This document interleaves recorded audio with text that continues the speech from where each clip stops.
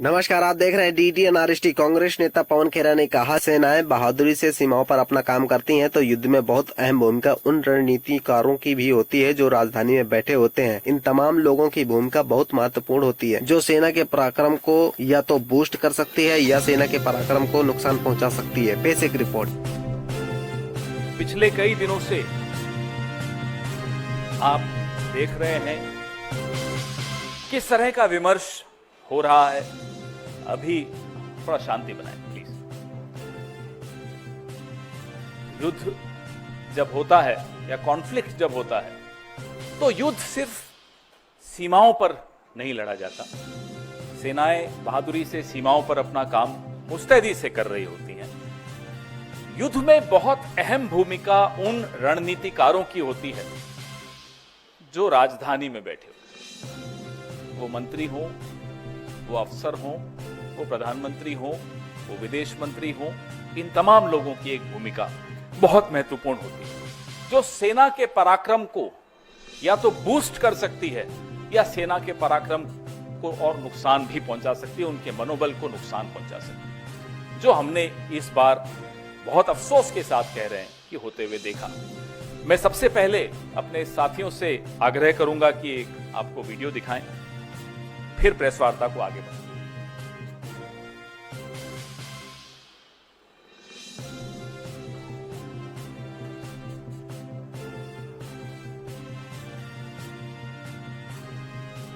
At the start of the operation, we had sent a message to Pakistan saying we are striking at terrorist infrastructure.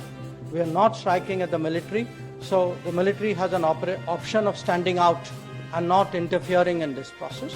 They chose not to take that good advice. ये आपने देखा, हमारे नेता राहुल जी ने इस पे कुछ सवाल भी पूछे हैं, परसों पूछे, आज फिर कुछ सवाल पूछे। ये बहुत महत्वपूर्ण इसलिए हो जाता है कि पिछले पूरे एक हफ्ते में अमेरिकी राष्ट्रपति डोनाल्ड ट्रंप अलग अलग देशों में, जमीन पर, हवा में, हवाई जहाज में एक बात दोहराते रहे कि उन्होंने युद्ध रुकवाने में मध्यस्थता की।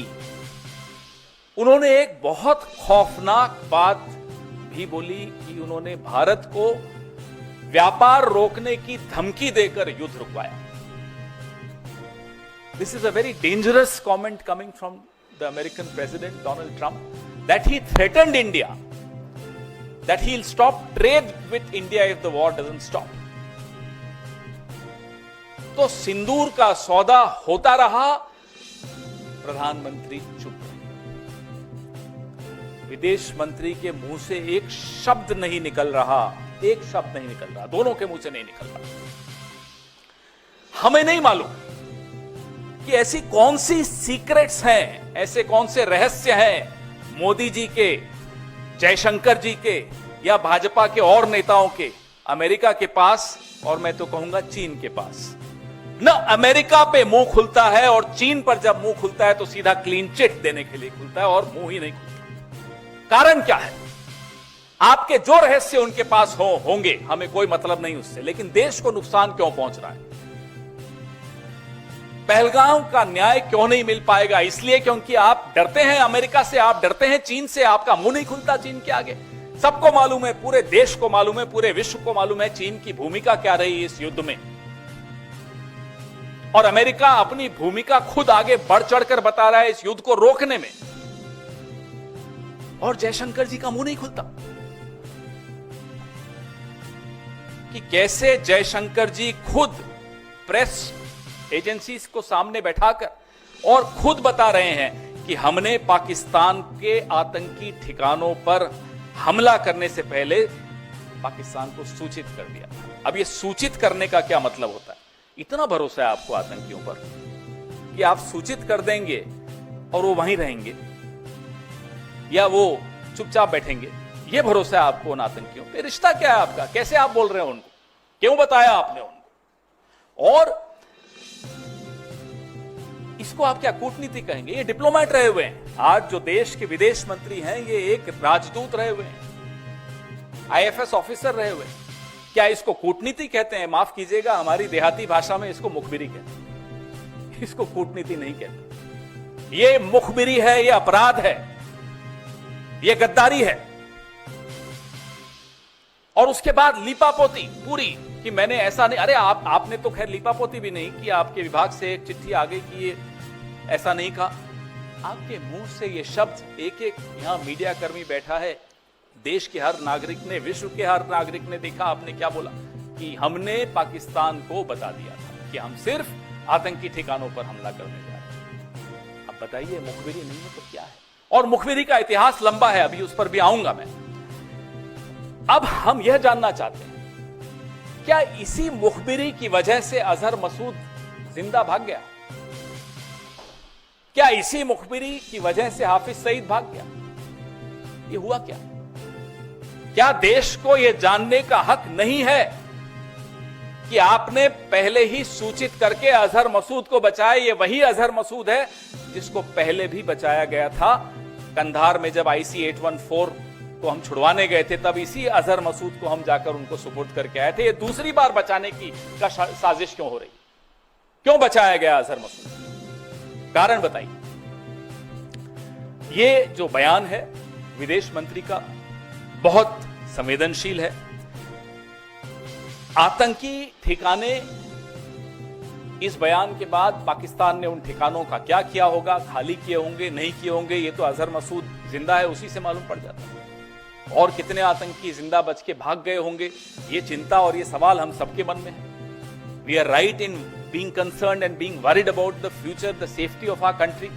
If we have forewarned Pakistan, then obviously most of the terrorists like Azhar Masood, like Hafiz Saeed would have escaped. Why did we allow that? That's a question, that's a concern which every single Indian faces today.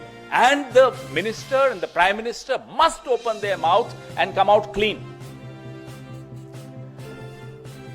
अब कल खबर आई कि ISI के लिए काम करने वाले कुछ लोग, कुछ जासूस पकड़े गए। पहले भी खबर आई थी, DRDO का एक प्रदीप कुरुलकर संघ से बड़ा जुड़ा हुआ था, राष्ट्रीय स्वयंसेवक संघ से, पाकिस्तान को कुछ सूचनाएं गोपनीय देता था। क्या हुआ उसका? आपने उसके बाद सुना, हमने प्रेस वार्ताएं की, बार बार उस मुद्दे को उठाया। क्या हुई? लिपापोती हुई। हो क्या रहा है प्रदीप कुरुलकर? तो आप बीच में कोई खबर आती है कि भाई ISI के लिए कोई ध्रुव सक्सेना काम करते हुए पकड़ा गया भारतीय जनता पार्टी का। फिर आता है प्रदीप कुरुलकर DRDO के साइंटिस्ट हैं, संघ से बड़े जुड़े हुए हैं, पूरा दूसरी तीसरी पीढ़ी संघ के साथ जुड़ी हुई है। क्या हुआ उनका? ये है क्या? ये क्या मुखबिरी का इतिहास है? ये क्या रिश्ता है आपका पाकिस्तान के साथ? ये हमें जानना जरूरी है, देश को जानना जरूरी, क्योंकि आज आप तमाम संस्थाओं पे कब्जा किए बैठे हैं, इसलिए ये जानना जरूरी है। नरेंद्र मोदी जी जब मुख्यमंत्री थे गुजरात के, तो एक लाइन बड़ी अच्छी बोली जो आज के लिए बिल्कुल उपयुक्त है कि समस्या बॉर्डर पे नहीं है, समस्या दिल्ली में है। उसी समस्या के बारे में आज हम आपसे चर्चा कर रहे हैं कि यह समस्या दिल्ली में है, जो पाकिस्तान को पहले ही सूचित कर देती है कि पाकिस्तान हम आ रहे हैं, थोड़ा देख लेना। दूसरा वीडियो चलाइए। हम पर बड़ा बोला जाता है कि अरे राहुल जी का बयान पाकिस्तान के टीवी पे चल रहा है, हमारी सहयोगी सुप्रिया जी के लिए आया पाकिस्तान चला रहा है, मेरे लिए आया पाकिस्तान के टीवी पे चल रहा है। अब मैं बताता हूं पाकिस्तान के टीवी पे क्या दिया कि हम मजबूर हैं, हमने ये करना है, मगर फिक्र की कोई बात नहीं है। हमारे इरादे को जंग के नहीं है। हाँ, मिलिट्री के आपको निशाना नहीं बनाएंगे। हम टेररिस्ट के 4-5 ठिकाने हैं, वहाँ एक एक ठा कर देंगे। हाँ। और आंख मारी के निकाल लो लोगों को वहां से। जी, बताने का तो यही वहाँ तो यही तनकीद की जा रही है कि आपने तो अलर्ट कर दिया भाई। तो जाहिर है फिर वहां से अगर कोई था वहाँ, हाँ, बच्चे थे तो उनको निकालिए, फिर भी कुछ रह गए, फिर भी मारे गए, सिविलियंस मारे गए। तो इनका ये कहना है कि हमने तो आपको बता दिया था कि हम आ रहे हैं और आप, तो यार अगर सजा देनी थी तो ये ऐसे करते हैं। तो इसका कि ये पहले दिन से ये फरेब थे, ये सब एक ड्रामा था। ये अवाम को गुमराह कर रहे थे, अपनी अवाम को, और हमारे साथ जंग नहीं करना चाहते थे। अच्छा। अवाम को कह रहे थे हम इंतकाम करेंगे, हम जंग करेंगे, उनको सबक सिखाएंगे। की सबक है? तुम पहले कहते हो ऐसे आ रहे हो, हट जाओ, रखते जो एक ही गल हुई, यही किया ना जी। ये आप देख रहे हैं जयशंकर जी के चर्चे पाकिस्तान में टीवी पर चल रहे हैं और हंसी उड़ाई जा रही है हमारे मुल्क की।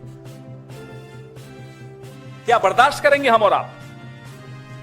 इस तरह से हमारे देश की 75 साल का एक बहुत, मैं कहूंगा, समृद्ध हमारी एक परंपराएं रही हैं, कन्वेंशंस रही हैं, एक रूल ऑफ लॉ है, डिप्लोमेसी है, सिद्धांतों पर हमारा देश चलता है। हम खुद कभी युद्ध नहीं करते, बिल्कुल सही बात है। हम सिर्फ रिटेलिएशन करते हैं, अपने इंटरेस्ट का प्रोटेक्शन करते हैं, हम अपने हितों की रक्षा करते हैं। और उसके बाद जयशंकर इस तरह का बयान दें जो पाकिस्तान में और पूरे देश में, पूरे विश्व में हमारी हंसी उड़ रही है। इसलिए राहुल गांधी बार बार कह रहे हैं कि आप जवाब दीजिए इस फोरवार्निंग से। ये जो आपने पहले ही पाकिस्तान को बता दिया, इससे देश को क्या नुकसान हुआ, यह हमारा लिए जानना बहुत जरूरी है। देश के कितने हवाई जहाज गिरे, देश को क्या नुकसान हुआ और कितने आतंकी बच के भाग गए, ये जानना हम सबके लिए बहुत जरूरी है। आप देश हित के मुद्दों पर ओछी राजनीति करते रहे जो पिछले 2-3 दिन से हो रही है, और आप सोचे कि विपक्ष चुप रहेगा। आप सोचे कि विपक्ष इतने जो संवेदनशील सवाल हैं, जो देश की गोपनीयता और सुरक्षा से जुड़े हुए हैं, देश के लॉन्ग टर्म इंटरेस्ट से जुड़े हुए हैं, देश के हितों से जुड़े हुए हैं, उस पर हम सवाल नहीं पूछेंगे तो आने वाली पीढ़ी हमको जवाब मांगेगी हमसे कि आप विपक्ष में थे, आप क्यों नहीं बोले। आपका तो जो करेगी आने वाली पीढ़ी वो आप देख ही लेंगे। हम ये सवाल पूछेंगे, आप हमारा मुंह नहीं बंद कर सकते। और अगर हम नहीं पूछेंगे तो पहलगाम, पुलवामा, इस तरह की घटनाएं होती रहेंगी, क्योंकि आप तो नाकारा निकले। इस तरह के काम करते हैं आप तो। ये कांड है, काम नहीं है। और ये कोई आज की बात नहीं है। मैं थोड़ा इतिहास में जरूर जाऊंगा, बहुत महत्वपूर्ण अध्याय है इतिहास का। मोरारजी देसाई, जनसंघ, जनता पार्टी सब मिलकर एक प्रधानमंत्री बनाया, मोरारजी देसाई। मोरारजी देसाई ने, और ये रिकॉर्डेड हिस्ट्री है, कोई हवाबाजी व्हाट्सएप यूनिवर्सिटी और ये आईटी वाली ट्रोल नहीं है, रिकॉर्डेड हिस्ट्री है। मोरारजी देसाई ने फोन उठाकर जनरल जियाउल हक को कहा कि हमें राव वालों ने बताया है काहुता में आपका न्यूक्लियर क्या तैयारी चल रही है। पूरे डिटेल रॉ के हमारे जो इंफ्रास्ट्रक्चर था पाकिस्तान में, जो हमारे कैंप्स, को सारा बता दिया। कुछ हफ्तों में, हफ्ते भी नहीं, कुछ दिनों में हमने इतने रॉ के लोग गंवा दिए वहां, उनको पाकिस्तान ने गायब कर दिया, मार दिया, क्या किया हमें नहीं मालूम। और जो दशकों की मेहनत थी रॉ की, वो मोरारजी देसाई के जियाउल हक को एक फोन कॉल में खत्म कर दी। इसीलिए कहता हूं मुखबिरी का इतिहास है। और ये मोरारजी देसाई हैं। जैसा देश में हमारे भारत रत्न होता है ना, पाकिस्तान में निशाने पाकिस्तान होता है। मोरारजी देसाई को पाकिस्तान ने निशाने पाकिस्तान से नवाजा। हम चुप रहते हैं, इसका मतलब नहीं कि हम ये सब पीड़ा हम सब ने झेली नहीं, इस देश ने नहीं झेली। आज भी कीमत अदा कर रहे हैं मोरारजी देसाई के इस अपराध, पाप का। ये पाप की श्रेणी में आता है जो मोरारजी देसाई ने किया, और ये पाप की श्रेणी में आता है जो एस जयशंकर ने किया, और ये पाप की श्रेणी में आता है जो प्रधानमंत्री की चुप्पी है, जो जयशंकर की चुप्पी है चीन और अमेरिका को लेकर। इससे बड़ा पाप इस देश में किसी सरकार ने, किसी विदेश मंत्री ने, किसी प्रधानमंत्री ने नहीं किया, जो मोरारजी देसाई ने किया, जो नरेंद्र मोदी ने किया, और जो एस जयशंकर अभी कर रहे हैं इस देश के साथ। ये गुस्सा हम सबके दिलों में है, क्योंकि हमारे सैनिक पूरा पराक्रम दिखाकर पाकिस्तान को घुटनों पर ले आते हैं, और अचानक डोनाल्ड ट्रंप आते हैं और कहते हैं सीज फायर मैंने करवाया। टेलीविजन चैनल्स हम सबको में जोश भरते हैं कि इस्लामाबाद कब्जे में आ रहा है, कराची पे हमला हो गया है। बीच में डोनाल्ड ट्रंप आते हैं, बैठ जाइए, हो गया सीज फायर, और मोदी चुप। सिंदूर से सौदा मंजूर नहीं है, देश के प्रति गद्दारी मंजूर नहीं है। वो कोई हो, किसी भी पद पर बैठा हो, देश के प्रति गद्दारी अगर करेगा तो हम सवाल पूछेंगे और जनता उसको जवाब देगी। रेडी?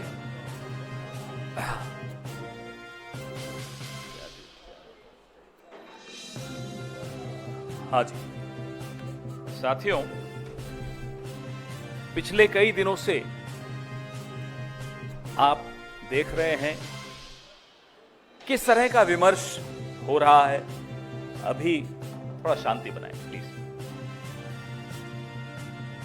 युद्ध जब होता है या कॉन्फ्लिक्ट जब होता है तो युद्ध सिर्फ सीमाओं पर नहीं लड़ा जाता। सेनाएं बहादुरी से सीमाओं पर अपना काम मुस्तैदी से कर रही होती हैं।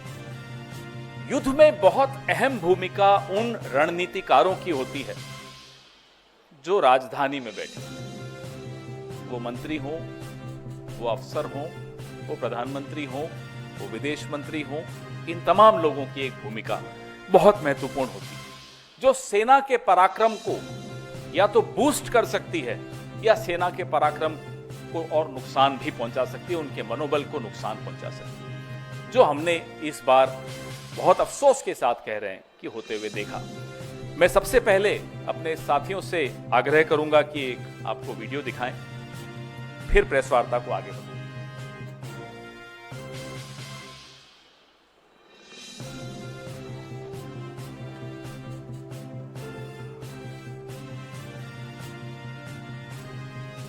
At the start of the operation, we had sent a message to Pakistan saying we are striking at terrorist infrastructure.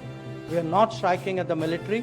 So the military has an option of standing out and not interfering in this process. They chose not to take that good advice.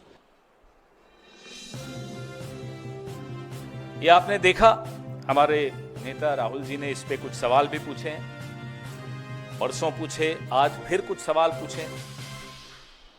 ये बहुत महत्वपूर्ण इसलिए हो जाता है कि पिछले पूरे एक हफ्ते में अमेरिकी राष्ट्रपति डोनाल्ड ट्रंप अलग अलग देशों में, जमीन पर, हवा में, हवाई जहाज में एक बात दोहराते रहे कि उन्होंने युद्ध रुकवाने में मध्यस्थता की। उन्होंने एक बहुत खौफनाक बात भी बोली कि उन्होंने भारत को व्यापार रोकने की धमकी देकर युद्ध रुकवाया। This is a very dangerous comment coming from the American President Donald Trump, that he threatened India, that he'll stop trade with India if the war doesn't stop. तो सिंदूर का सौदा होता रहा, प्रधानमंत्री चुप रहे, विदेश मंत्री के मुंह से एक शब्द नहीं निकल रहा, एक शब्द नहीं निकल रहा, दोनों के मुंह से नहीं निकल रहा। हमें नहीं मालूम कि ऐसी कौन सी सीक्रेट्स हैं, ऐसे कौन से रहस्य हैं मोदी जी के, जयशंकर जी के या भाजपा के और नेताओं के, अमेरिका के पास, और मैं तो कहूंगा चीन के पास। न अमेरिका पे मुंह खुलता है, और चीन पर जब मुंह खुलता है तो सीधा क्लीन चिट देने के लिए खुलता है, और मुंह ही नहीं खुलता।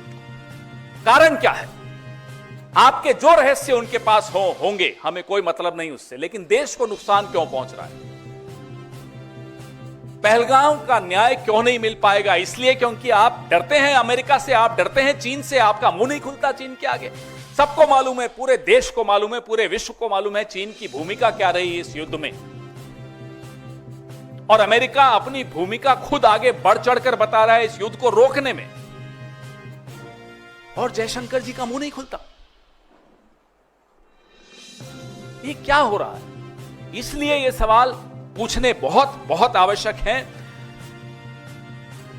यह महत्वपूर्ण है कि डोनाल्ड ट्रंप क्या बोल रहे हैं, लेकिन बात सिर्फ डोनाल्ड ट्रंप की नहीं है। बात यह है जो अभी आपने वीडियो में देखा कि कैसे जयशंकर जी खुद प्रेस एजेंसीज को सामने बैठाकर और खुद बता रहे हैं कि हमने पाकिस्तान के आतंकी ठिकानों पर हमला करने से पहले पाकिस्तान को सूचित कर दिया था। अब ये सूचित करने का क्या मतलब होता है? इतना भरोसा है आपको आतंकियों पर कि आप सूचित कर देंगे और वो वहीं रहेंगे, या वो चुपचाप बैठेंगे? ये भरोसा है आपको उन आतंकियों पे? रिश्ता क्या है आपका? कैसे आप बोल रहे हो उनको? क्यों बताया आपने उनको? और इसको आप क्या कूटनीति कहेंगे? ये डिप्लोमेट रहे हुए हैं। आज जो देश के विदेश मंत्री हैं, ये एक राजदूत रहे हुए हैं, IFS ऑफिसर रहे हुए हैं। क्या इसको कूटनीति कहते हैं? माफ कीजिएगा, हमारी देहाती भाषा में इसको मुखबिरी कहते हैं, इसको कूटनीति नहीं कहते। ये मुखबिरी है, ये अपराध है, ये गद्दारी है। और उसके बाद लीपापोती पूरी कि मैंने ऐसा नहीं, अरे आपने तो खैर लीपापोती भी नहीं कि आपके विभाग से एक चिट्ठी आ गई कि ये ऐसा नहीं कहा। आपके मुंह से ये शब्द एक एक, यहां मीडिया कर्मी बैठा है, देश के हर नागरिक ने, विश्व के हर नागरिक ने देखा आपने क्या बोला कि हमने पाकिस्तान को बता दिया था कि हम सिर्फ आतंकी ठिकानों पर हमला करने जा रहे हैं। अब बताइए, मुखबिरी नहीं है तो क्या है? और मुखबिरी का इतिहास लंबा है, अभी उस पर भी आऊंगा मैं। अब हम यह जानना चाहते हैं, क्या इसी मुखबिरी की वजह से अजहर मसूद जिंदा भाग गया? क्या इसी मुखबिरी की वजह से हाफिज सईद भाग गया? यह हुआ क्या? क्या देश को यह जानने का हक नहीं है कि आपने पहले ही सूचित करके अजहर मसूद को बचाया? ये वही अजहर मसूद है जिसको पहले भी बचाया गया था। कंधार में जब IC 814 को हम छुड़वाने गए थे, तब इसी अजहर मसूद को हम जाकर उनको सुपुर्द करके आए थे। ये दूसरी बार बचाने की साजिश क्यों हो रही? क्यों बचाया गया अजहर मसूद? कारण बताइए। ये जो बयान है विदेश मंत्री का बहुत संवेदनशील है। आतंकी ठिकाने, इस बयान के बाद पाकिस्तान ने उन ठिकानों का क्या किया होगा, खाली किए होंगे, नहीं किए होंगे, ये तो अजहर मसूद जिंदा है उसी से मालूम पड़ जाता है। और कितने आतंकी जिंदा बच के भाग गए होंगे, ये चिंता और ये सवाल हम सबके मन में है। We are right in being concerned and being worried about the future, the safety of our country. If we have forewarned Pakistan, then obviously most of the terrorists like Azhar Masood, like Hafiz Saeed would have escaped. Why did we allow that? That's a question, that's a concern which every single Indian faces today. And the minister and the prime minister must open their mouths and come out clean. अब कल खबर आई कि ISI के लिए काम करने वाले कुछ लोग, कुछ जासूस पकड़े गए। पहले भी खबर आई थी, DRDO का एक प्रदीप कुरुलकर संघ से बड़ा जुड़ा हुआ था, राष्ट्रीय स्वयंसेवक संघ से, पाकिस्तान को कुछ सूचनाएं गोपनीय देता था। क्या हुआ उसका? आपने उसके बाद सुना, हमने प्रेस वार्ताएं की, बार बार उस मुद्दे को उठाया। क्या हुई? लिपापोती हुई? हो क्या रहा है प्रदीप कुरुलकर का? तो आप बीच में कोई खबर आती है कि भाई ISI के लिए कोई ध्रुव सक्सेना काम करते हुए पकड़ा गया भारतीय जनता पार्टी का, फिर आता है प्रदीप कुरुलकर, DRDO के साइंटिस्ट हैं, संघ से बड़े जुड़े हुए हैं, पूरा दूसरी तीसरी पीढ़ी संघ के साथ जुड़ी हुई है। क्या हुआ उनका? ये है क्या? ये क्या मुखबिरी का इतिहास है?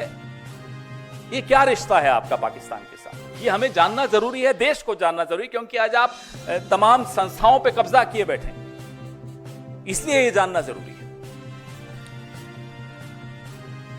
नरेंद्र मोदी जी जब मुख्यमंत्री थे गुजरात के, तो एक लाइन बड़ी अच्छी बोलते थे, जो आज के लिए बिल्कुल उपयुक्त है, कि समस्या बॉर्डर पे नहीं है, समस्या दिल्ली में है। उसी समस्या के बारे में आज हम आपसे चर्चा कर रहे हैं कि ये समस्या दिल्ली में है, जो पाकिस्तान को पहले ही सूचित कर देती है कि पाकिस्तान हम आ रहे हैं, थोड़ा देख लेना। दूसरा वीडियो चलाइए। हम पर बड़ा बोला जाता है कि अरे राहुल जी का बयान पाकिस्तान के टीवी पे चल रहा है, हमारी सहयोगी सुप्रिया जी के लिए आया पाकिस्तान चला रहा है, मेरे लिए आया पाकिस्तान के टीवी पे चल रहा है। अब मैं बताता हूं पाकिस्तान के टीवी पे क्या दिया कि हम मजबूर हैं, हमने ये करना है, मगर फिक्र की कोई बात नहीं है। हमारे इरादे तो जंग के नहीं है। हाँ, मिलिट्री के आपके निशाना नहीं बनाएंगे। हम टेररिस्ट के 4-5 ठिकाने हैं, वहाँ एक एक ठा कर देंगे। हाँ। और आंख मारी के निकाल लो लोगों को वहां से। जी, बताने का तो यही वहाँ तो यही तनकीद की जा रही है कि आपने तो अलर्ट कर दिया भाई। तो जाहिर है फिर वहां से अगर कोई था वहाँ, हाँ। बच्चे थे तो उनको निकालिए, फिर भी कुछ रह गए, फिर भी मारे गए, सिविलियंस मारे गए। तो इनका ये कहना है कि हमने तो आपको बता दिया था कि हम आ रहे हैं और आप, तो यार अगर सजा देनी थी तो ये ऐसे करते हैं। तो ऐसा कि ये पहले दिन से ये फरेब थे, ये सब एक ड्रामा था। ये अवाम को गुमराह कर रहे थे, अपनी अवाम को, और हमारे साथ जंग नहीं करना चाहते थे। अच्छा। अवाम को कह रहे थे हम इंतकाम करेंगे, हम जंग करेंगे, उनको सबक सिखाएंगे। की सबक है? तुम पहले कहते हो ऐसे आ रहे हो, हट जाओ, तो एक ही गल हुई, यही किया ना जी। ये आप देख रहे हैं जयशंकर जी के चर्चे पाकिस्तान में टीवी पर चल रहे हैं और हंसी उड़ाई जा रही है हमारे मुल्क की। क्या बर्दाश्त करेंगे हम और आप? इस तरह से हमारे देश 75 साल का एक बहुत, मैं कहूंगा, समृद्ध हमारी एक परंपराएं रही हैं, कन्वेंशंस रही हैं, एक रूल ऑफ लॉ है, डिप्लोमेसी है, सिद्धांतों पर हमारा देश चलता है। हम खुद कभी युद्ध नहीं करते, बिल्कुल सही बात है। हम सिर्फ रिटेलिएशन करते हैं, अपने इंटरेस्ट का प्रोटेक्शन करते हैं, हम अपने हितों की रक्षा करते हैं।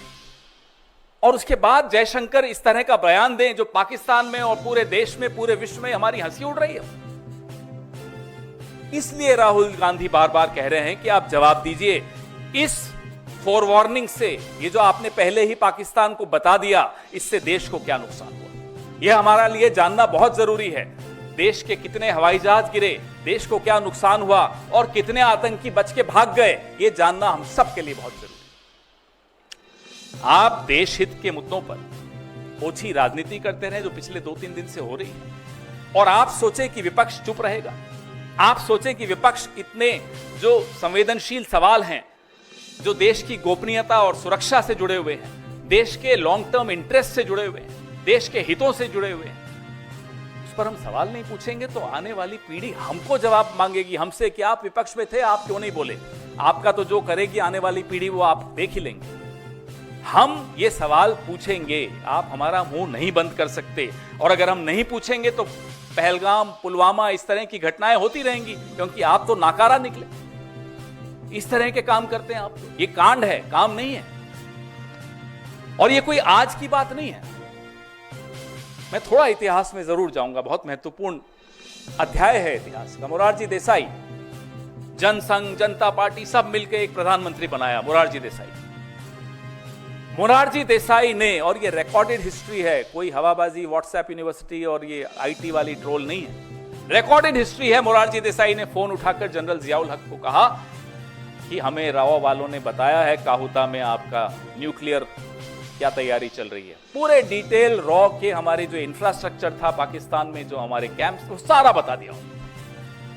कुछ हफ्तों में, हफ्ते भी नहीं, कुछ दिनों में हमने इतने रॉ के लोग गंवा दिए वहां, उनको पाकिस्तान ने गायब कर दिया, मार दिया, क्या किया हमें नहीं पता। और जो दशकों की मेहनत थी रॉ की, वो मोरारजी देसाई के जियाउल हक को एक फोन कॉल में खत्म कर दी।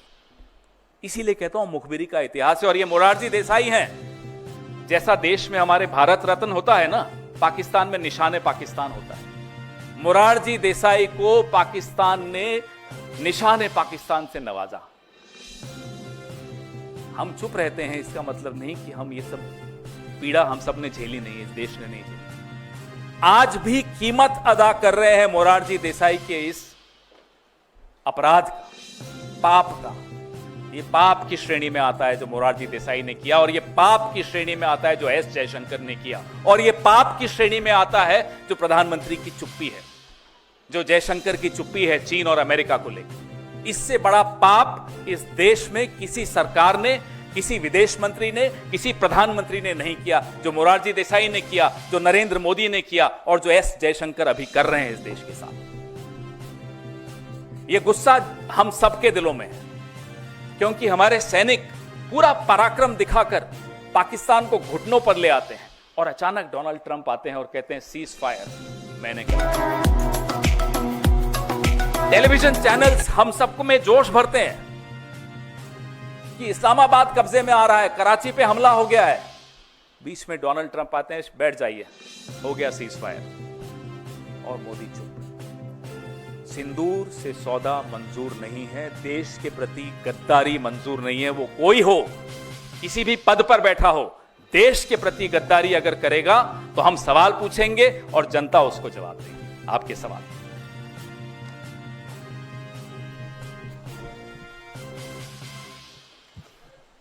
जी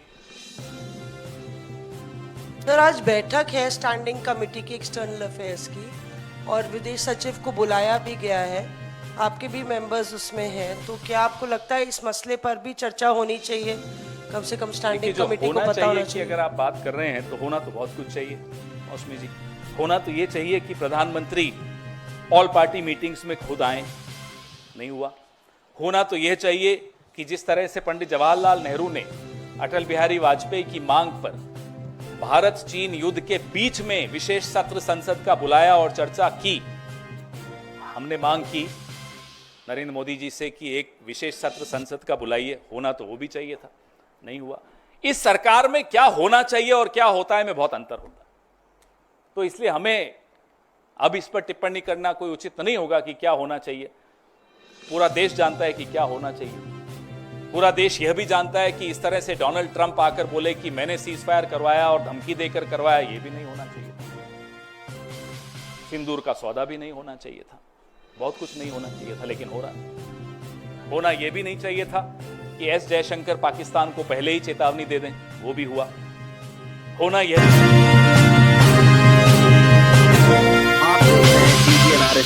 भी नहीं चाहिए था कि चीन और अमेरिका पर प्रधानमंत्री और विदेश मंत्री का मुंह चुप हो जाए, बंद हो जाए, मुंह से आवाज नहीं निकल रही हो। वो भी आपके सामने हो रहा है। माइक, ये जो नई चीज आप इस पूरे घटनाक्रम में लेकर आए हैं कि एक नया वीडियो है विदेश मंत्री का, क्या इसके बाद भी कांग्रेस जो स्टैंड ले रही है कि सरकार की तरफ से जो प्रतिनिधि मंडल जा रहा है जिसमें कांग्रेस 4 बड़े नेता रहेंगे, क्या आप उस स्टैंड पर आप आज भी कायम है, या सवाल आप कर रहे हैं, ये सवाल के साथ अब आगे स्टैंड आप लोगों का बदल जाएगा? उस स्टैंड के विषय में, उस निर्णय के विषय में आज मेरे वरिष्ठ सहयोगी जयराम रमेश जी ने आप सबसे बात की है, तो अब उसके बाद उस पर कुछ और कहना जरूरी नहीं है। देश के लिए जो उचित है कांग्रेस पार्टी वो हमेशा करती है, अभी भी करेगी।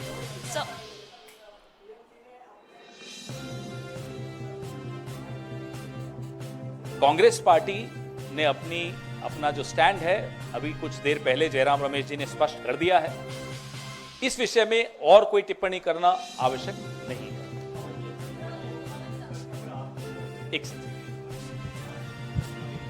विदेश मंत्रालय की तरफ से पहले भी सफाई आई है, उन्होंने ये कहा है कि अब भ्रामक तरीके से तथ्य को गलत तरीके से आपने पेश कर रहे शब्द हैं। सुने?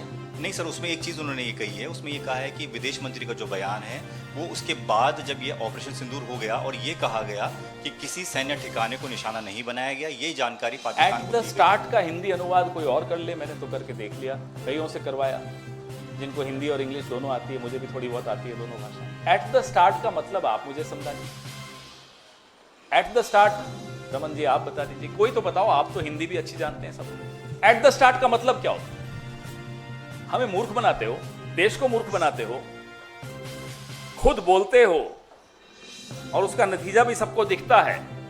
तो अब जब विपक्ष सवाल पूछ रहा है तो हमें अंग्रेजी हिंदी सिखाने लगे हो, ये क्या मतलब है? हमें अभी कोई पूछ रहा था कि भाई डोनाल्ड ट्रंप तो दोस्त हैं मोदी जी के, 6 महीने हो गए राष्ट्रपति बने हुए, भारत में अमेरिका का कोई राजदूत नहीं बना। हमने कहा है ना, जयशंकर जी बैठे तो हैं जी। Mic. Sir, this is a question related to, BJP has again racked up this issue of Congress office in Turkey. So, this. So if one is that. Another thing is, the moment Rahul Gandhi issued this statement, basically about this external affairs minister S. Jaishankar saying this, we informed Pakistan at the start of this war and all. So, moments after it, PIB issued a fact check that terming it a fake basically. They said it's a fake. So are they saying that Mr. Jaishankar is fake? That we don't have an EAM called Jaishankar? When you can see what he said to ANI, PTI, a lot of agencies were there when he said that. Everybody heard that. There was a transcript of what he said which was released. Everything is fake? Well, we are happy to believe and agree with them that, well, it's a fake EAM who can't protect and uphold the interests of our country. Can't be a real EAM, External Affairs Minister. Tall giants have occupied this position in this country.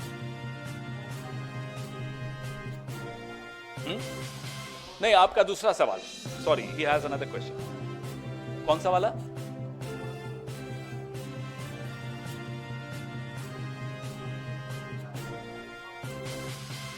नहीं, पहले इनका जवाब दूं, फिर आप सवाल पूछिएगा। सो the BJP, friends of BJP, overseas friends of BJP, has setups in over 25 countries. They go and campaign amongst the NRIs of Turkey, Malaysia, Canada, several countries. What does it mean? Are they working against the interests of India? Overseas setups of any party, any national party, are there to target the diaspora. There are times when they are also used to do track 2, track 3. BJP can do it. They did it in 2014. So that is forgiven. But because the Congress is doing it, it's wrong. The BJP and RSS can go to China. When Mr. Gadkari was the president of the BJP, and Ram Madhav used to take delegations to China to do some training sessions from CCP, the Communist Party of China. What training did you want from Communist Party of China? That's forgiven. So, the BJP should not open its mouth. That will be the best service to the nation. But if they open their mouth, they should first read their own history. Before they became BJP, what was their history? Before they became Jansangh, what was their history? Before they became Hindu Mahasabha, what was their history? And what are they doing today? They will never open their mouth against the Congress. It's a long history of, I'm sorry to use the word, I hate using this word, of anti-national stands that they have taken. Whether when we were fighting the British or when we were strengthening RAW against Pakistan. You know, Mr. Morarji Desai also told America that he was absolutely opposed to the nuclear tests done by Indira Ji. Do you know there was a charge against Morarji Desai by a leading journalist of America that he was on the payroll of CIA? That case continued for several years in Chicago. And Mr. Morarji Desai lost that case. That journalist was given a clean chit. That journalist accused Morarji Desai of passing on secrets to America from the government. So if we start talking about their horrible history, they would not know where to hide. Nishan-e-Pakistan, Morarji Desai. Their hero of emergency, their hero of 1977 to 79. This is what he was doing. One question. Sir, you are also asking about the aircrafts, how many aircrafts have been hit during this operation. Don't you think that being the grand old party, you should ask these questions in an internal meeting? Because where is the internal meeting? Because we these want are all the internal meeting. But sir, these are sensitive issues and there are some confidential matters which cannot be discussed in the public domain. Is it right on the part of Congress party to do so? We have been asking them, Mr. Prime Minister, please attend the meeting, all party meeting. No. We've been asking them, please have a special session of parliament. No. In the last meeting of the all party meeting, there was not even a presentation made. No officer, no one. Why? As a party, now that there is secession of the conflict, the country needs to have these answers, because we would not have asked this question had Mr. Jaishankar not made this criminal comment that he had forewarned Pakistan. This is not acceptable under any circumstances. Nation first, I'm sorry. Everything comes later. पवन जी इधर से पहले आप किस आप तय कर लीजिए। नहीं, वो उन्होंने आपके दोस्त ज्यादा हैं। नहीं, दोस्त तो आप भी अच्छा हैं, ठीक लेकिन- मैं पूछूं? अच्छा चलिए अल्फाबेटिकली चलते हैं। एक से जिसका नाम है पवन जी, पहली बात तो यह कि जयराम रमेश ने अपने ट्वीट में कहा कि राहुल गांधी ने 4 नाम तय किए। उन 4 में से 2 ने कह दिया कि हम तो पार्टी लाइन के साथ हैं, 2 ने कह दिया हम जाएंगे। सवाल यह है कि जो जा रहे हैं वो क्या आपसे पूछ के जा रहे हैं, और अगर पूछ के नहीं जा रहे हैं तो क्या ये अनुशासनहीनता के दायरे में आता है या नहीं? देश के लिए हमने निर्णय लिया। जयराम रमेश जी ने आज सबसे आपसे बात की थी। अब इस विषय में, और सरकार तो विवाद पैदा करना चाहती है हर जगह, मुझे नहीं लगता कि एक जिम्मेदार राजनीतिक दल की हैसियत से हम इसको विवाद बनाएं। सरकार की जो मंशा है वो करती रहे, विवाद बनाती रहे। मुझे लगता है कि इस विषय में और कोई सवाल अब बचा नहीं। सर, मेरा सवाल है कि जो पीसी जिस मुद्दे पे हो रही है, जो पाकिस्तान के मंत्री हैं इसाक डार साहब, उनका कहना है कि हमें तो उन्होंने सूचित किया नहीं, हमारे पास कोई जानकारी नहीं, किसको उन्होंने जानकारी दी थी कि हम आपको अटैक करने वाले हैं, तो इसका क्या मतलब निकाला जाए? अब पाकिस्तान इन्हें क्लीन चिट दे रहा है, और अब ये पाकिस्तान की क्लीन चिट पे निर्भर होंगे, देख लीजिएगा। यूं तो दुश्मन है पाकिस्तान, लेकिन जब क्लीन चिट देता है तो दोस्त हो जाता है। ये क्या चल रहा है साहब? ये चल क्या रहा है? यही तो हम जानना चाहते हैं। पाकिस्तान के चैनल्स पे जरा कांग्रेस के किसी लीडर का नाम आ जाए तो उछल कूद पूरे आपके यहां शाम को प्राइम टाइम पे सब उछल रहे होते हैं। हंसो मत, उछल ही रहे होते हैं सब। देखिए पाकिस्तान के टीवी पर कांग्रेस के नेताओं का बयान, अब देखिए पाकिस्तान के टीवी पर एस जयशंकर का बयान, पूछ लेंगे आज टीवी पर, होगा प्राइम टाइम डिबेट, बताइए। पवन जी, mic this side. Sir, Shashi Tharoor told that openly that Rashtra is a first, nation is a first. For That all of us Shashi it Tharoor- is. For all Shashi of us Tharoor it is. told I think about- this issue is closed now. Let's not revisit the issue.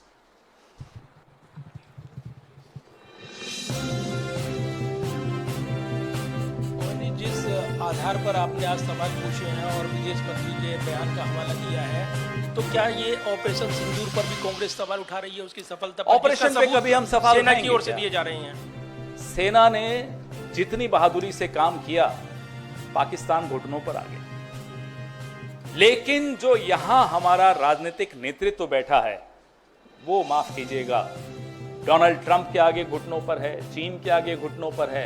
ये बर्दाश्त नहीं होगा। सेना का मनोबल मत गिराइए। ये हम बार बार जयशंकर से भी कहते हैं, बार बार नरेंद्र मोदी जी से भी कहते हैं। सर, अभी आपने अभी आपने कहा था कि राहुल गांधी जी ने भी कहा कि हमारे कितने एयरक्राफ्ट गिरे हैं, देश को कितना नुकसान पहुंचा है बॉर्डर पर, जो भी अभी लड़ाई हुई थी पहलगाम की, जो भी एयर स्ट्राइक हुई थी। लेकिन अभी कुछ प्रतिनिधि जा रहे हैं बाहर, वो ऑपरेशन सिंदूर की सफलता को बताएंगे, तो इसमें आप क्या? ना केवल ऑपरेशन सिंदूर की सफलता को बताएंगे, पाकिस्तान को एक्सपोज करना आवश्यक है। पाकिस्तान को विश्व समुदाय के सामने 26/11 के बाद जिस तरह से हमने डिप्लोमेटिक इनिशिएटिव्स लिए थे, पूरे विश्व के सामने पाकिस्तान को अलग थलग कर दिया था। FATF में भी पाकिस्तान को शामिल किया गया था। ये मनमोहन सिंह जी की सूझबूझ उस वक्त सबने देखी। आज सरकार को कांग्रेस से एक बात सीख ली सरकार ने, हमें खुशी है इस बात की कि देश को एक आवाज में बोलना चाहिए। और जब देश एक आवाज में सुनता है तो पाकिस्तान की औकात नहीं है कि वो ये IMF से पैसे ले आए।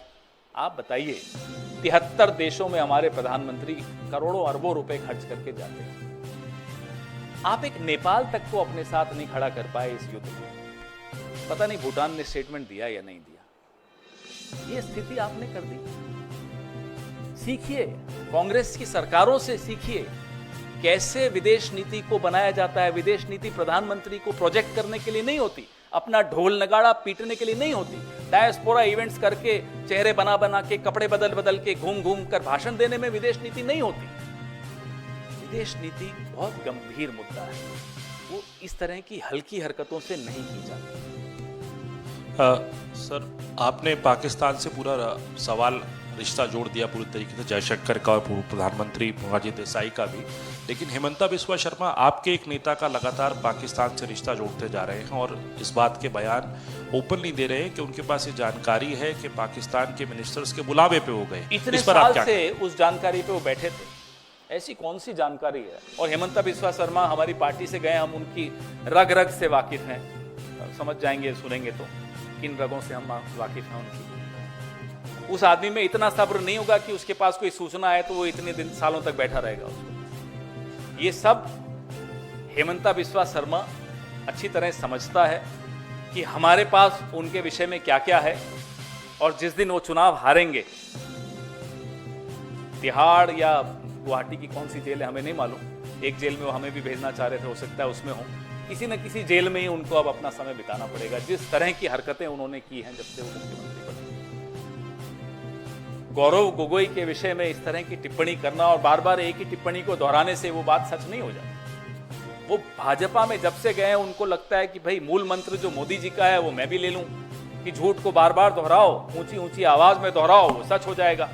ना मोदी जी का झूठ चलता है। अब जब मोदी जी का ही झूठ चलना बंद हो गया तो ये हेमंता बिस्वा शर्मा तो बहुत पुअर फोटोकॉपी है उनकी। पवन जी, एस जयशंकर के बयान को तमाम लोगों ने कहा कि यह देशद्रोह के तरीके से, वहीं ये भाजपा नेता उनका बयान बचाव करते हुए यह कहते हैं कि शेर जब भी मारता है समय और तारीख बता के मारता है। बताओ, आपकी हंसी में ही जवाब आ गया सब, कि आपको खुद हंसी आ रही है। अब अगर जयशंकर से शेर है, फिर हो सकता है भी डोनाल्ड ट्रंप बब्बर शेर होगा जिससे आगे डर गया वो। क्यों डरते हो जयशंकर जी? जयशंकर जी ने एक और बड़ा मजेदार बयान दिया था कि चीन तो हमसे बड़ी अर्थव्यवस्था है, अब क्या मैं उनसे लड़ूं? ये उनका बयान था। कहा था या नहीं, आपने याद है आपको? तो प्रधानमंत्री क्लीन चिट देते हैं चीन को, जयशंकर कहते हैं चीन हमसे बड़ा है, हम तो नहीं लड़ सकते। अरे 7वां बेड़ा जिस देश ने भेजा था वो भी हमसे बड़ा था, अमेरिका। और 1971 में भारत इतना समृद्ध नहीं था जितना आज है, जितना इस सदी में हुआ है। तब भी हमारे में इतनी ताकत थी कि हमने अमेरिका की भी बात अनसुनी की और अपना काम हासिल किया। जयशंकर जी को कहिए जरा पढ़ लें, तब भी शायद ये सर्विस में रहे होंगे। क्या माहौल बना, अपने आप को शेर खिलाने की बड़ी सबकी बीमारी लग गई है। मोदी जी भी देखो, मैं मगरमच्छ पकड़ लिया बचपन में, और अभी डोनाल्ड ट्रंप के आगे मुंह नहीं खुलता। अरे जो बचपन में मगरमच्छ पकड़ा था, तो अभी डोनाल्ड ट्रंप से तो कुछ जवाब तो दे दो। ये अपने बारे में भ्रांतियां फैलाने का बड़ा शौक होता है। ये सब हिंदी पिक्चरें देख देख कर शायद बड़े हुए हैं। Sir, Ashoka University Associate Professor, Professor Ali Khan Mahmoodabad has been arrested by the Haryana police. 2 FIRs have been slapped on him. He's approached the Supreme Court. Congress President Mr. Kharge has also tweeted. He in fact pointed out in a social media post about the hypocrisy of what's the optics and what's being applied on the ground. Would you want to react on that? Of course, we completely stand by anybody who shows the mirror to the government. It's not anti-national to show the mirror to the government, whichever the government is, whichever party is the ruling party. Ali Khan Mahmoodabad is the grandson of Jagat Mehta. Jagat Mehta was the foreign secretary of when Mr. Atal Bihari Vajpayee was the foreign minister between 76 and 79. We've all known the family. His father's side rejected the idea of Pakistan and shifted to India. Raja Mahmoodabad, his father Suleiman ji, was an MLA in Uttar Pradesh for several terms. Ali is an academic, he's a historian, and we all read him. And he's a brilliant academic, there's no doubt about it. What he's questioned the government is on the double standards. On the one hand, your leaders go around town seeing the name boards of shops. There should not be a Muslim name. Remove all the boards. Have names. There are lynchings. There is an economic boycott being asked for of Muslim traders. On the other hand, then you show Colonel Sophia Qureshi. Colonel Sophia Qureshi is the normal in this country. It's not something for BJP, it may be something rare. This is this country's DNA. But the BJP's DNA is what Mr. Ali Khan Mahmoodabad exposed, and exposed very wisely. Nothing wrong in what he did. We've all been exposing the government, we've all been questioning the government on these double standards. When the Prime Minister says कि कपड़े देख के पहचान लेते हैं, and their own minister, the kind of remarks he made on Colonel Sophia Qureshi, that's the real BJP for you. The other deputy chief minister, the kind of remarks they made on the army, that's the real BJP for you. And Colonel Sophia Qureshi is the real India for you. So it's the real India versus the real BJP. Believe me, the real India will win and the real BJP will lose.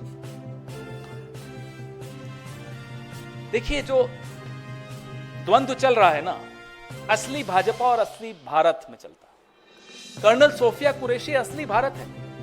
Bharat की तासीर यही है, भारत का DNA यही है जो है, सबको एक माना जाता है, कोई भेदभाव होता नहीं है भारत में, न संविधान में है न हमारे आपके जहन में है। लेकिन बीजेपी वो भेदभाव जो है हम लोगों के जहन में डालने की कोशिश करती है। जब प्रधानमंत्री कहते हैं कपड़ों से पहचान लेते हैं, शमशान कब्रिस्तान, फिर लिंचिंग करना, फिर इनके नेता जाजा के दुकानों के नाम, भाई इस पे दुकानदार का नाम होना चाहिए, हिंदू है या मुसलमान, वो असली भाजपा है।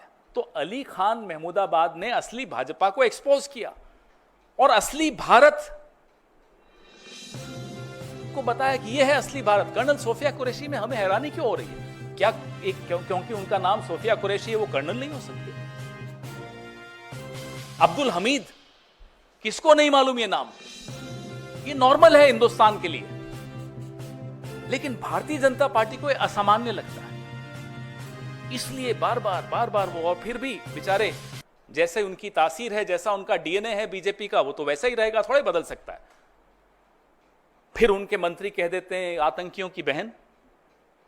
यही कहा ना, असली भाजपा ये है और असली भारत कर्नल सोफिया कुरैशी है। ये अंतर अली खान महमूदाबाद ने बताया और बड़ी खूबसूरती से बताया। और ये अली खान महमूदाबाद कौन है इनको मालूम है। मुझे नहीं लगता इस सरकार को ज्यादा पढ़ने लिखने से मतलब होता तो शायद थोड़ा समझदारी से काम लेते। इनके नाना भारत के पूर्व विदेश सचिव जगत मेहता, अटल बिहारी वाजपेयी जब विदेश मंत्री थे तो जगत मेहता उनके विदेश सचिव थे। उनको बाद में 2001 या 2 में पद्म भूषण भी मिला। ये एक एकेडमिक स्कॉलर है, इतिहासकार है, और उनकी फेसबुक पोस्ट आपने भी देखी होगी, मैंने तो 3-4 बार पढ़ी कि इसमें गलत क्या है। फिर मैंने और साथियों से पूछा क्या कोई और फेसबुक पोस्ट है जिस पर एफआईआर? बोले नहीं, इसी पर हुई है। क्या गलत है साहब? हम भी कहते हैं कि लिंचिंग्स के खिलाफ हम आवाज उठाएंगे, नहीं होने देंगे इस देश में, क्योंकि कोई मुसलमान है आप उसको जाकर दाढ़ी नोच लोगे, उसको मारपीट करोगे, कैसे बर्दाश्त होगा? लिंचिंग किसी की भी हो गलत है, कोई भी करे गलत है। तो ये आवाज उठाना मुझे लगता नहीं है कि गलत था, बहुत सही था, हम उनके साथ हैं।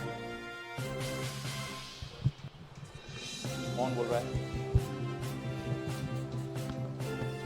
Sir, US, you have referred to President Trump's various remarks on the ceasefire. So, do you think that there is any point in sending a delegation to US, and will they be successful in turning around the US opinion? Well, the idea is to expose Pakistan in the global community. I mean, we were shocked. We in the Congress were shocked. I think every single Indian was shocked that in the middle of the conflict, the IMF releases the funds to Pakistan. How is it allowed? Where is our foreign policy? Then they started lying that a no vote is not allowed. That's absolutely incorrect. There have been several instances where no vote was cast by us also. So, even if a no vote was not allowed, for a moment let's believe, though it's wrong, but let's agree with them. Where was your lobbying? Why didn't you lobby with the rest of the world to ensure that Pakistan is cornered and the IMF does not release those funds? Why was that not done? So it's important to expose Pakistan in the eyes of the world. I think that responds to that answers your question. Anything else? Only on this though. पिछले कई दिनों से आप देख रहे हैं किस तरह का विमर्श हो रहा है। अभी थोड़ा शांति बनाएं प्लीज। युद्ध जब होता है या कॉन्फ्लिक्ट जब होता है तो युद्ध सिर्फ सीमाओं पर नहीं लड़ा जाता। सेनाएं बहादुरी से सीमाओं पर अपना काम मुस्तैदी से कर रही होती हैं। युद्ध में बहुत अहम भूमिका उन रणनीतिकारों की होती है जो राजधानी में बैठे, वो मंत्री हो, वो अफसर हो, वो प्रधानमंत्री हो, वो विदेश मंत्री हो, इन तमाम लोगों की एक भूमिका बहुत महत्वपूर्ण होती है जो सेना के पराक्रम को या तो बूस्ट कर सकती है या सेना के पराक्रम को और नुकसान भी पहुंचा सकती है, उनके मनोबल को नुकसान पहुंचा सकती है, जो हमने इस बार बहुत अफसोस के साथ कह रहे हैं कि होते हुए देखा। मैं सबसे पहले अपने साथियों से आग्रह करूंगा कि एक आपको वीडियो दिखाएं, फिर प्रेस वार्ता को आगे बढ़ाएं।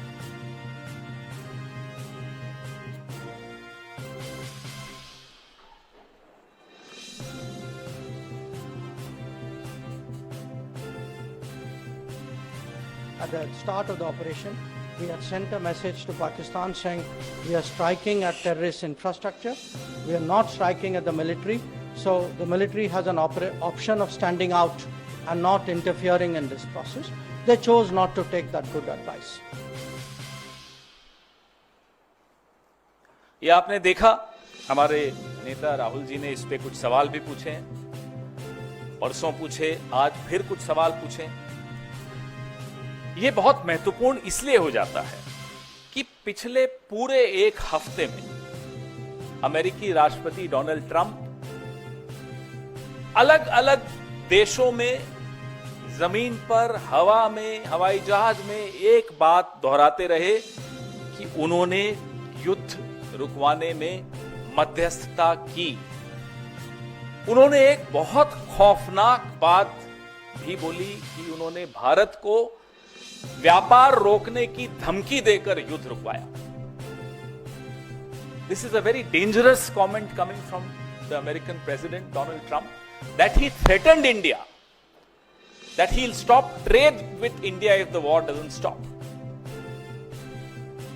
तो सिंदूर का सौदा होता रहा, प्रधानमंत्री चुप।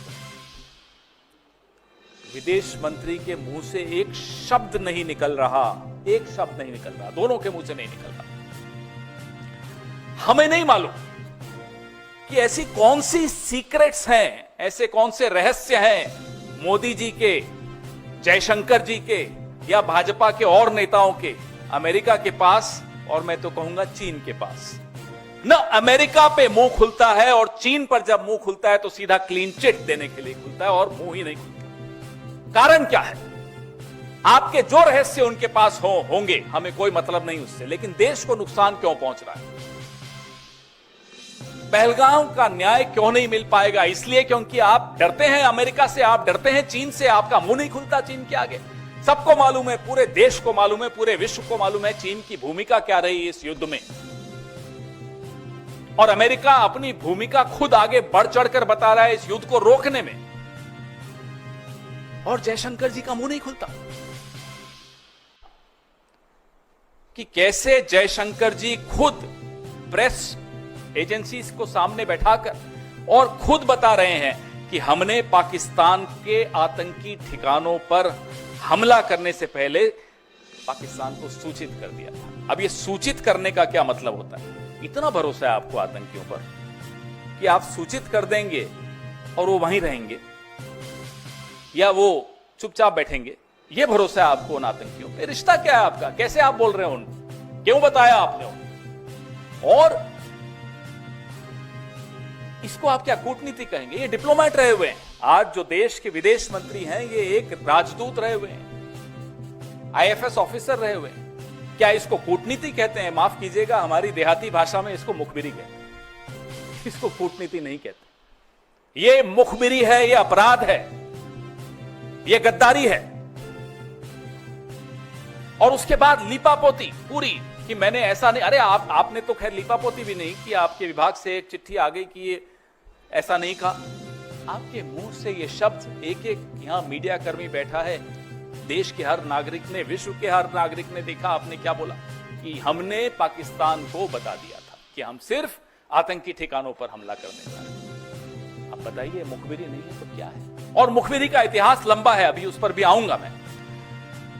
अब हम यह जानना चाहते हैं, क्या इसी मुखबिरी की वजह से अजहर मसूद जिंदा भाग गया? क्या इसी मुखबिरी की वजह से हाफिज सईद भाग गया? ये हुआ क्या?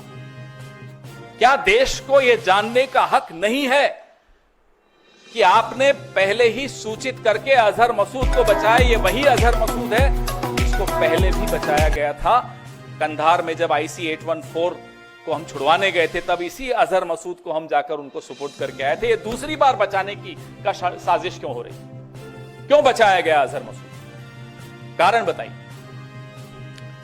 ये जो बयान है विदेश मंत्री का बहुत संवेदनशील है। आतंकी ठिकाने, इस बयान के बाद पाकिस्तान ने उन ठिकानों का क्या किया होगा, खाली किए होंगे, नहीं किए होंगे, ये तो अजहर मसूद जिंदा है उसी से मालूम पड़ जाता है। और कितने आतंकी जिंदा बच के भाग गए होंगे, ये चिंता और ये सवाल हम सबके मन में है। We are right in being concerned and being worried about the future, the safety of our country. If we have forewarned Pakistan, then obviously most of the terrorists like Azhar Masood, like Hafiz Saeed would have escaped. Why did we allow that? That's a question, that's a concern which every single Indian faces today. And the minister and the prime minister must open their mouth and come out clean. Thank you.